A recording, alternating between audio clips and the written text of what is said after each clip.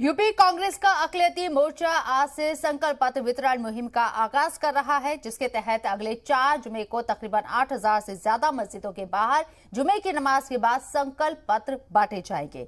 मुहिम के तहत कांग्रेस ने 25 लाख लोगों तक संकल्प पत्र पहुंचाने का हदफ रखा है। वहीं इसको लेकर अब सियासत भी शुरू हो गई है।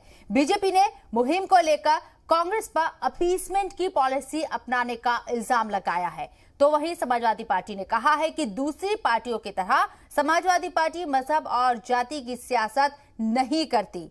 आज बात इसी मुद्दे पर करेंगे कि क्या एक बार फिर इंतखाबात के नजदीक आते ही याद आने लगे हैं मुसलमान। इस पर बात करने के लिए हमारे साथ खास मेहमान मौजूद रहेंगे।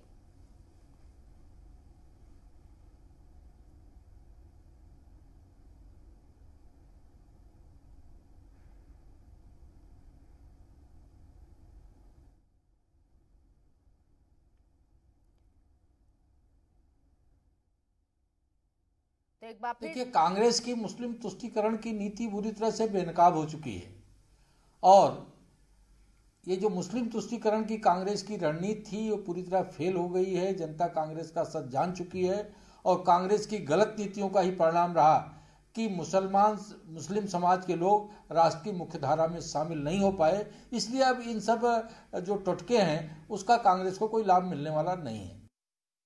जिसको धर्म और जाति की राजनीति करनी है वो करे। समाजवादी पार्टी धर्म और जाति की राजनीति नहीं करती। 2022 के आने वाले चुनाव में हम विकास को लेके, जनता से जुड़ी हुई मूलभूत समस्याओं को लेके, चाहे वो बेरोजगारी हो, महंगाई हो, किसानों की समस्या हो, महिलाओं का उत्पीड़न हो, व्यापारी भाइयों की समस्या हो, छात्र नौजवानों का मामला हो, इसको लेके समाजवादी पार्टी 2022 का चुनाव लड़ने जा रही है।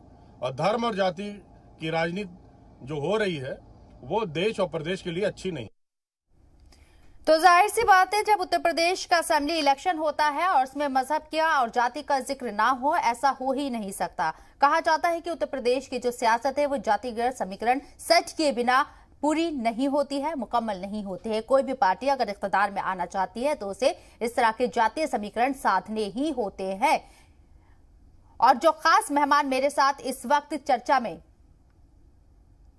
शामिल हो रहे हैं उनका तारुफ मैं आपसे करवाऊंगी, लेकिन कांग्रेस की जानिब से जो संकल्प पत्र बांटने का हदफ रखा गया है, 25 लाख मुसलमानों तक पहुंचने का हदफ रखा गया इन संकल्प पत्र के जरिए, उसको लेकर सवाल उठ रही हैं।